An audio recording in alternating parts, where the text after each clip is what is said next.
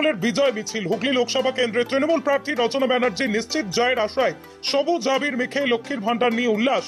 সিঙ্গুরের পুরুষোত্তম গ্রামের মহিলারা গ্রামের দলীয় পতাকা ও রচনার কাট আউট নিয়ে গ্রামে মিছিল করে।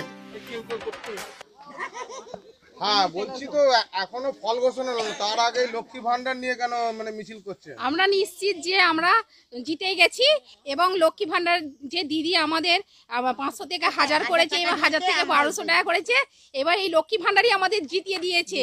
সেই জন্য আমরা বিজয় মিছিল আরম্ভ করে দিয়েছি। এখন থেকে 4 তারিখের জন্য আর কোনো অপেক্ষা রাখিনি। আমরা এই বিজয় মিছিলটা আজ থেকেই আরম্ভ করে দিয়েছি আবির মেখে সকলের জন্য। দিদি নাম্বার 1ই আমাদের রচনা দিয়ে জিতবে, সেই আশাতেই আমরা এই লক্ষ্মী ভান্ডারের আমরা এই ভান্ডার নিয়ে পুজো দিয়েছি এবং সেই ভান্ডার নিয়ে আমরা আজকে বিজয় মিছিল করছি।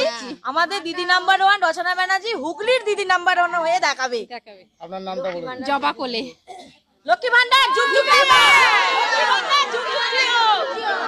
জয় বাংলা।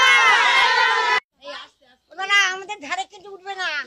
হ্যাঁ ভোট তো শেষ হলো, এত তাড়াতাড়ি কেন বিজয় মিছিল? হ্যাঁ ভোট শেষ হয়ে গেছে, কিন্তু আমরা জানি যে আমরাই জিতবো। হুগলি জেলা দিদি নাম্বার 1 এর জেলা হবে। আমরা সকলে মিলে 4 তারিখের অপেক্ষা করছি না, আমরা আজকে থেকে আরম্ভ করে দিলাম বিজয় মিছিল করার জন্য। আমরা প্রস্তুত হয়ে গেলাম। আবি তো টেলার হ্যাঁ, পিকচার আবি বাকি হ্যাঁ মেরে দোস্ত। তাই জন্য আমরা সবাই মিলে বিজয় মিছিলে উৎসবে মিলিত হয়েছে একত্রে।